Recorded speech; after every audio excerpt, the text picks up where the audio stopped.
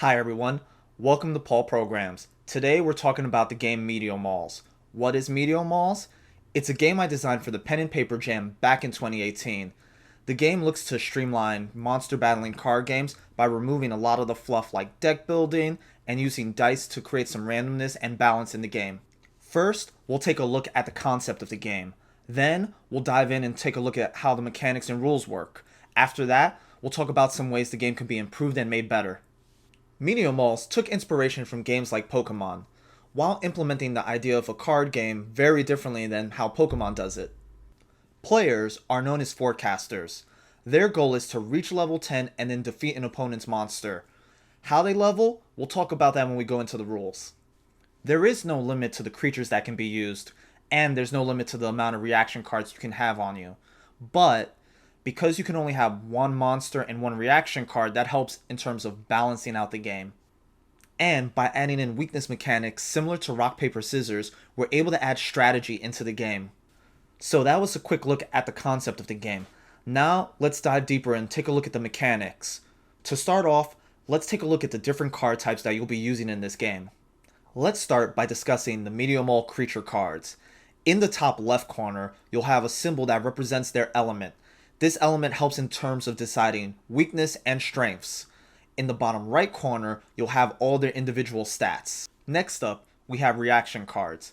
These are basically situational cards that'll give a player some kind of advantage when making an attack roll or when trying to defend. The other important thing is for players to track what level they are and how much damage a Meteomal has taken. The best way to do that is usually using a die or some tokens. This way, it's easier to see and manage what's going on in the game.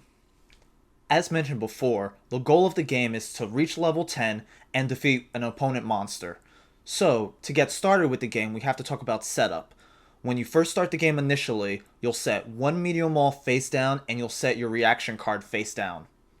Now, let's take a look at how turns work. First, in the beginning of every turn, both players roll a d6. The player who rolls the higher number goes first. This helps in terms of balancing the game out by making sure not one player is guaranteed to go first every single turn. Next, if a player doesn't have a reaction card down, they'll be able to put one down. After that, the player who rolled the higher roll will attack first. If their monster is stronger than their opponents, they'll roll a d8. If their monster is weaker than their opponents, they'll roll a d4, and if they're the same type, then they'll roll a d6. Now that the attacking player has rolled their die, the defending player is allowed to roll a single d6. If they roll a 6, they evade the attack. If not, they take damage.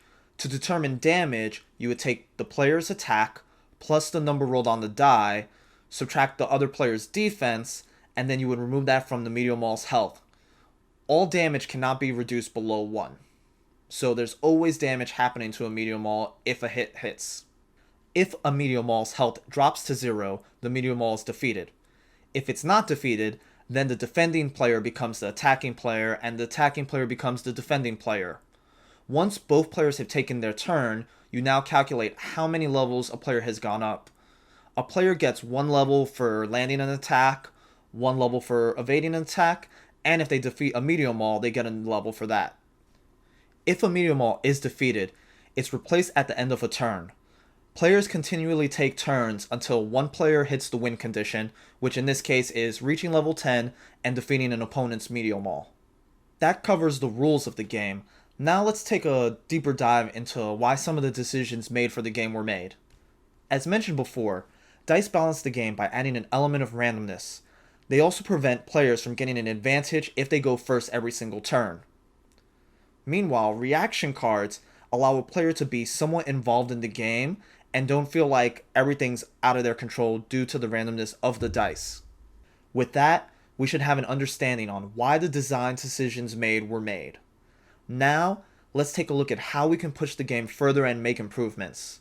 The first way is to actually add more Meteomal cards with varied stats.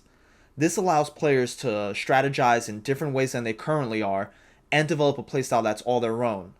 The most important thing to make this work though is playtesting, because with different stats, you need to test for different conditions and balance out the numbers so they work. Besides Meteomal cards, I would also like to increase the pool of reaction cards available. This way it gives players more opportunity to form different strategies and come up with different plans. But again, playtesting. Playtesting is always going to be key because you don't want to introduce cards that can essentially break the balance or make it so one player always has an advantage over the other. The last idea I have for pushing the game forward would be an AR version of the game. This would allow players to compete against each other in the middle of the street, in a park, the beach, anywhere, similar to an episode of Yu-Gi-Oh! The base idea would be players would use the real world and their camera to set their cards down. Then they'd be able to connect through Wi-Fi and compete against each other, or just play against non-playable characters in any environment they want to play in. But it's just an idea at the moment. I'm fiddling with some things, so maybe I'll be able to show that soon. Hopefully, everyone was able to learn a little bit about how to put together a physical game. The main things you want to take into account are balancing and playtesting. If you're interested in checking out this project, I'll put a link below to the GitHub. Thanks for watching, leave a comment or question below, and I'll catch you next time.